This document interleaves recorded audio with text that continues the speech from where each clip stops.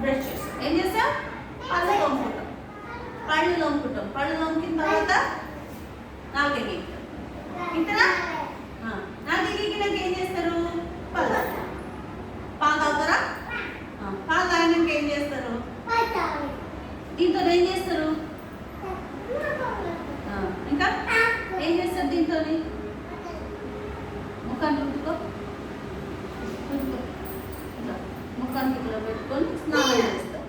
స్నానం చేస్తాం కదా, సబ్బుతో స్నానం చేస్తారా? ఉట్టిగానే చేస్తారా? ఎట్లా చేస్తారు? సబ్బుతో స్నానం చేస్తారా? సబ్బుతో స్నానం చేయాలి. స్నానం చేసి ఏం చేస్తారు? నెత్తి దూకుంటారా?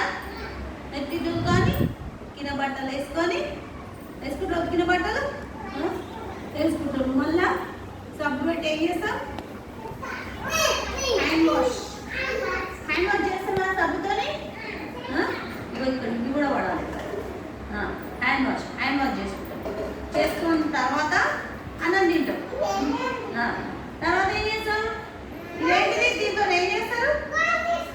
గోర్లు తీసుకుంటారు. దీంతో గోర్లల్లో మురికి ఇరుకుతారు కదా, గోర్లలో మురికి ఇరుకుతారు. గోర్లు పెరిగితే గోర్లలో మురికిరికి ఆ అన్నం తింటుంటే ఆ మురికి అంతా కడుపులోకి పోయి కడుపులన్నీ పాములు అవుతాయి.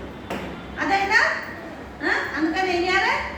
గోర్లు పెరగగానే మమ్మీని గోర్లు తీయమన్నారు. గోర్లు తీసేయమన్నారు.